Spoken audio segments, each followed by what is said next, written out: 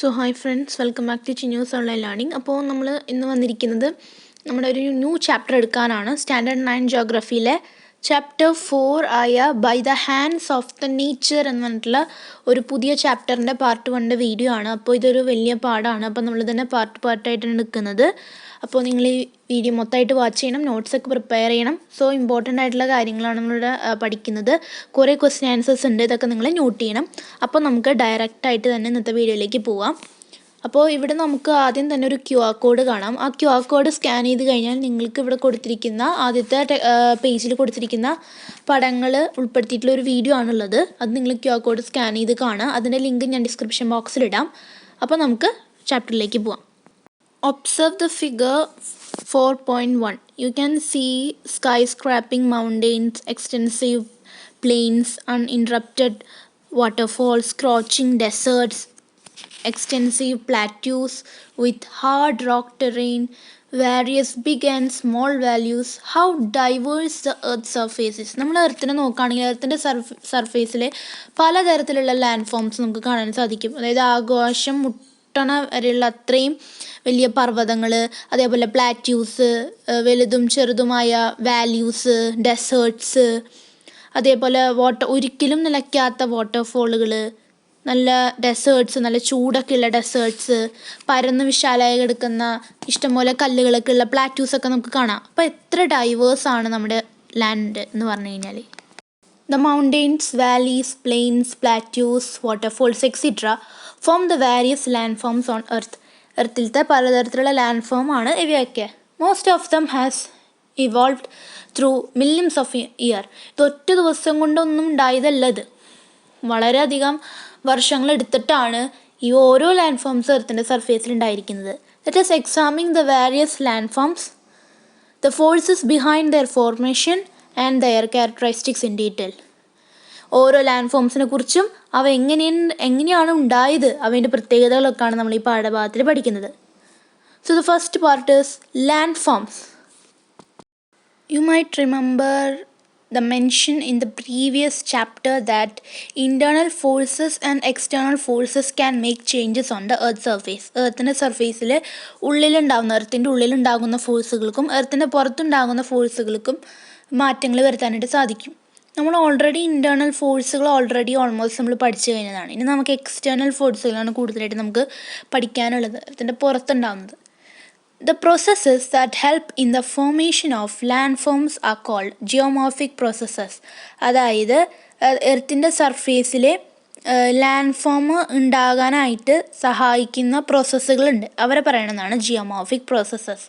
Various land forms are created by the continuous processes carried out by external agencies like running water, wind, glaciers, sea waves, etcetera. Hence, these agencies are often called geomorphic agents. അതായത് ഈ land forms ഏതൊക്കെ പ്രോസസ്സുകളാണോ land form ഉണ്ടാവാനായിട്ട് സഹായിക്കുന്നത് അതിനെ നമ്മൾ geomorphic processes എന്ന് പറയുന്നു. പിന്നെ ഇത് കുറേ ഏജൻസികൾ വഴിയാണ് ഇത് നടക്കുന്നത്. ഇപ്പോൾ വാട്ടർ, വിൻഡ്, സീ വേവ്സ്, ഇങ്ങനെ ഏജൻസികൾ വഴിയാണ് ഇതൊക്കെ നടക്കുന്നത്. അപ്പോൾ കണ്ടിന്യൂസ് ആയിട്ട് അങ്ങനെ നടക്കുന്നത് കൊണ്ടാണ് ഇങ്ങനെ ലാൻഡ് ഫോം ഉണ്ടാകുന്നത്. അപ്പോൾ ഈ ജിയോമോർഫിക് പ്രോസസ്സസ് നടത്താനായിട്ട് സഹായിക്കുന്ന ഏജൻസികളെ നമ്മൾ ജിയോമോർഫിക് ഏജൻസ് എന്ന് പറയുന്നു. ഇത് ജസ്റ്റ് റീഡ് ചെയ്യാനുള്ള 2 ബോക്സുകളാണ്. ജിയോമോർഫോളജി ആണ്, ജിയോഗ്രാഫിയുടെ ഒരു ബ്രാഞ്ചാണത്. Study of origin, evolution of land forms ആണ് ഇതിൻ്റെ ഈ പഠനം എന്ന് പറഞ്ഞു കഴിഞ്ഞാൽ. അതാണ് നമ്മളിപ്പോൾ പറഞ്ഞത്, ജിയോമോർഫിക് പ്രോസസ്സും ഏജൻസൊക്കെ. ഇനി എന്താണ് ഗ്ലേസസ്? അതായത് ഇതുപോലെ ആ ഐസ് കൊണ്ടുള്ള ആ മഞ്ഞിൻ്റെ സാധനങ്ങളെയാണ് നമ്മൾ പറയുന്നത് കേട്ടോ.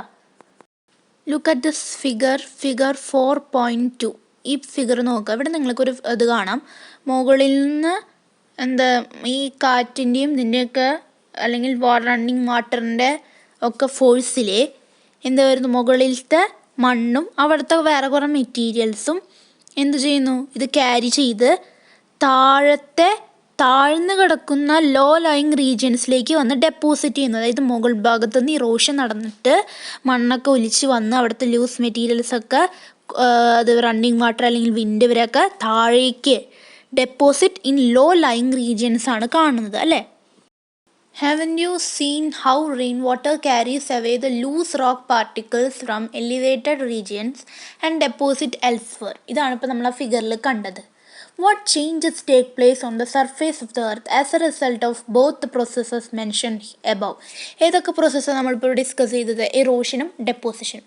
ഇങ്ങനെ ചെയ്യുമ്പോൾ എന്താണ് അവിടെ ഉണ്ടാവുന്നത്? മുകളിൽ നിന്ന് ഇങ്ങനെ മണ്ണ് ഇങ്ങനെ പോയിക്കൊണ്ടിരിക്കുകയാണ്. അപ്പോൾ അവിടെ എന്തെങ്കിലുമൊക്കെ ഉണ്ടാവും. അതേപോലെ ഇവിടെ ഇങ്ങനെ മണ്ണ് ഇങ്ങനെ കൂടിക്കൊണ്ടിരിക്കുകയാണ്. അപ്പോൾ ഒരു ന്യൂ ലാൻഡ് ഫോം അല്ലെങ്കിൽ ഏതെങ്കിലും ഒരു പ്ലെയിൻ ലാൻഡ് ഫോം ചെയ്യാനുള്ള ചാൻസ് ഉണ്ട്. You have learned about the weathering process causing the weakening of surface rocks on earth. നമ്മൾ പലതരത്തിലുള്ള വെതറിങ് പഠിച്ചിട്ടുണ്ടായിരുന്നു. ഏതൊക്കെ weathering? Chemical weathering, physical weathering, biological weathering അല്ലേ? ഇതൊക്കെ നമ്മൾ പഠിച്ചിട്ടുണ്ടായിരുന്നു. The transfer of rock particles formed by physical, chemical or biological weathering processes from one place to another by external agencies such as running water, wind, glaciers, sea waves etcetera is called erosion. എന്താണ് erosion? അതായത് റോക്കിൻ്റെ തരികൾ ഫിസിക്കലോ കെമിക്കലോ ബയോളജിക്കലോ weathering വഴി ഒരു സ്ഥലത്തു നിന്ന് മറ്റു സ്ഥലത്തേക്ക് ഇതിലേതെങ്കിലും ഒരു ജിയോമോർഫിക് ഏജൻറ്റ് വഴി ട്രാൻസ്ഫർ ആവുകയാണെങ്കിൽ പറയുന്നതിനെയാണ് നമ്മൾ ഇറോഷൻ എന്ന് പറയുന്നത്. These materials will be deposited in low-lying regions and this process is called deposition. അപ്പോൾ എന്താണ് ഡെപ്പോസിഷൻ എന്ന് പറഞ്ഞാൽ? അതായത് ഈ ഇറോഷൻ വഴി കൊണ്ടുവരുന്ന സാധനങ്ങൾ ഏതെങ്കിലും താഴ്ന്ന പ്രദേശങ്ങളിൽ വന്ന് നിക്ഷേപിക്കും. ഇത് വരും. നമ്മൾ ആ ഫിഗറിൽ കണ്ടു, ഫിഗർ 4.2. അപ്പോൾ അതിനെ പറയുന്നതാണ് deposition. Now you might have realized that external forces cause both erosion and deposition. ഈ എക്സ്റ്റേണൽ ഫോഴ്സുകൾ വഴി ഇറോഷനും നടക്കും, ഡെപ്പോസിഷനും നടക്കും. Erosion as well as deposition carried out by external agencies create varied landforms. ഈ എക്സ്റ്റേണൽ ഏജൻസീസ് വഴി ഇറോഷനും ഡെപ്പോസിഷനും നടക്കും. ഈ ഇറോഷനും ഡെപ്പോസിഷനും വഴി പലതരത്തിലുള്ള ലാൻഡ് ഫോമും എർത്തിൻ്റെ സർഫേസിൽ ഫോം ആവും. Let us go through the various landforms created by such processes. ഈ പ്രോസസ്സൊക്കെ വഴി, അതായത് ഇറോഷനും ഡെപ്പോസിഷനും വഴി ഇവർ തമ്മിൽ നടക്കുമ്പോൾ ഉണ്ടാകുന്ന പലതരത്തിലുള്ള ലാൻഡ് ഫോം നമുക്ക് നോക്കാം. അല്ല, ആദ്യത്തെയാണ് river.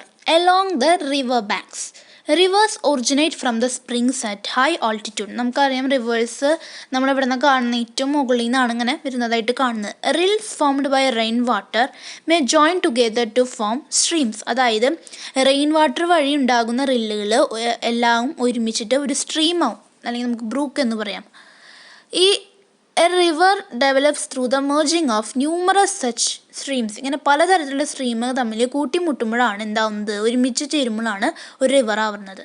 The place of origin of a river is called its source and the place at which it discharges into the sea or to a water body is called the river mouth. എന്താണ് river source അല്ലെങ്കിൽ source അല്ലെങ്കിൽ river mouth? Source എന്ന് പറഞ്ഞാൽ എവിടെ നിന്നാണ് ഒരു river first തുടങ്ങുന്നത് അതാണ് അതിൻ്റെ സോഴ്സ്.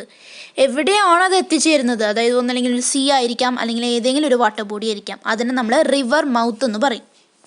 ഇറോഷനും ഡെപ്പോസിഷനും വഴി ഉണ്ടാകുന്ന ലാൻഡ് ഫോംസിനെ കുറിച്ചാണ് നമ്മൾ ആദ്യം പഠിക്കുന്നത്. അതിലത്തെ ആദ്യത്തെ ആളാണ് റിവർ. പിന്നെ വേറെ കുറേ ആൾക്കാരൊക്കെ ഉണ്ട്, നമ്മുടെ ഗള്ളികളുണ്ട്, അതേപോലെ വാലീസ് ഉണ്ട്, വാട്ടർഫോൾ ഉണ്ട്, മീൻഡിയേഴ്സ് ഉണ്ട്, ഓക്സ്ബോ ലേക്സ് ഉണ്ട്.